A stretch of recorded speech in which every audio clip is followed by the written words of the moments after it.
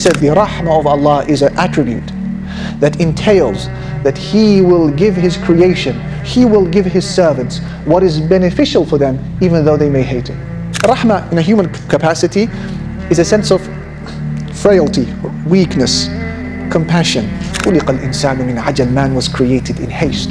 So this can't be the definition of Allah's mercy. It's got to be different. That's why you find in the translations it's not clear. The entirely merciful, the especially merciful. Ar-Rahman is adjectival, whereas Ar-Rahim is verbal. Bismillahir Rahmanir Rahim.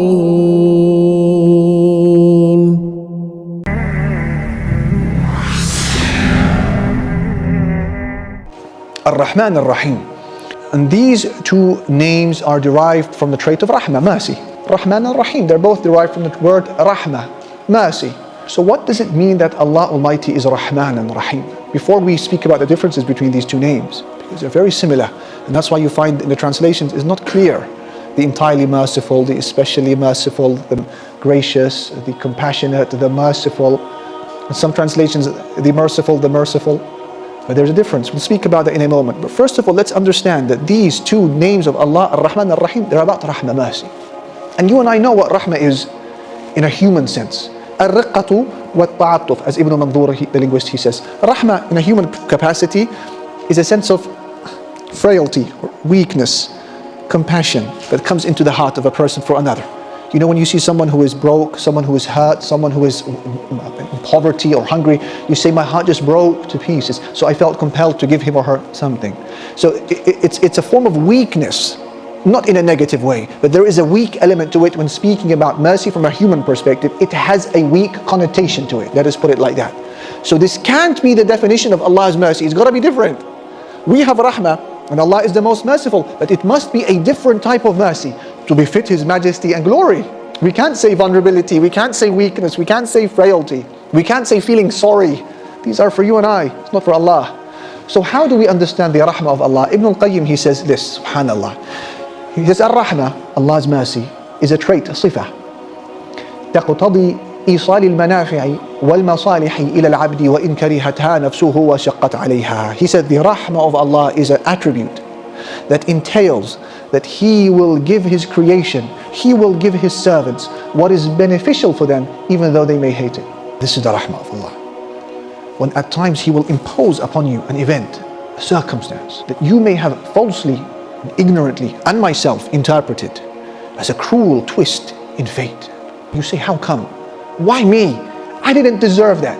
Because we are defined by haste, ignorance, and short-sightedness. خُلِقَ الْإِنسَانُ مِنْ عَجَلٍ. Man was created in haste. So the rahmah of Allah Jalla Jalaluhu is when He, in His might and His wisdom, puts upon you a circumstance that is beneficial for you, even though it may cause you short-term hardship or pain. And that is why Allah said, وَيُحَذِّرُكُمُ اللَّهُ نَفْسَهُ. Allah warns you of Himself. وَاللَّهُ رَؤُوفٌ بِالْعِبَادِ. And Allah is pitying towards His slaves. As if to say, I am warning you of myself because I have mercy for you. So this is the mercy of Allah.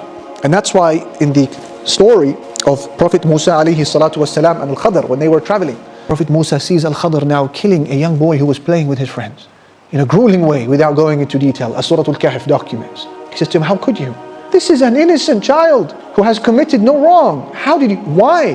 And Al-Khadr, he tells him in the end that this young boy was going to grow up to be a disbeliever. Allah had told Al-Khadr that this young boy was going to grow up to be a defiant disbeliever in Allah who would impose his disbelief upon his parents. So he said, فَأَرَادَ رَبُّكَ أَن يُبْدِلَهُمَا خَيْرًا مِنْهُ زَكَاةً وَأَقْرَبَ رُحْمًا. So Allah intended to replace his parents with a better child who will be purer than him and who will be nearer to his parents with respect to mercy.